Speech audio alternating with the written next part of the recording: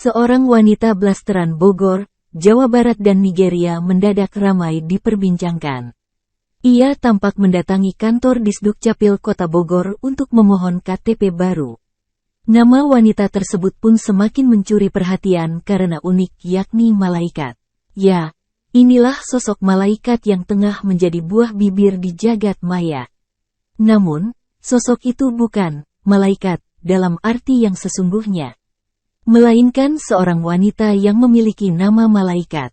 Ia menjadi sorotan lantaran mendatangi Dinas Kependudukan dan Pencatatan Sipil, Disdukcapil. Aksi malaikat mendatangi kantor Disdukcapil pun sempat membuat heboh.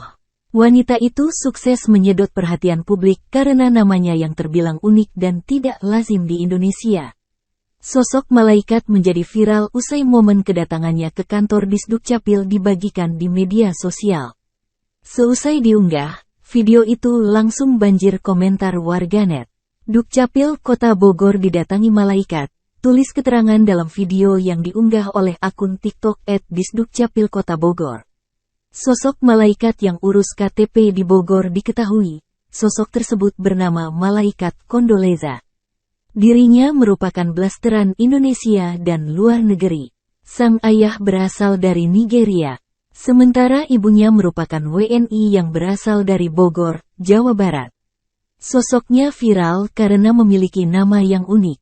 Diketahui, ia mendatangi kantor Disdukcapil Kota Bogor untuk memohon KTP baru.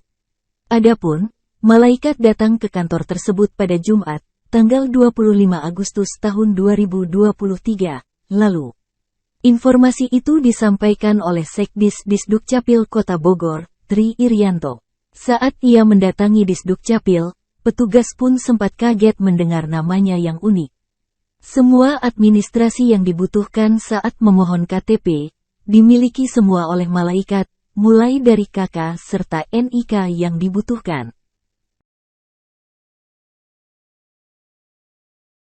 Terima kasih sudah nonton, jangan lupa like, subscribe, dan share ya!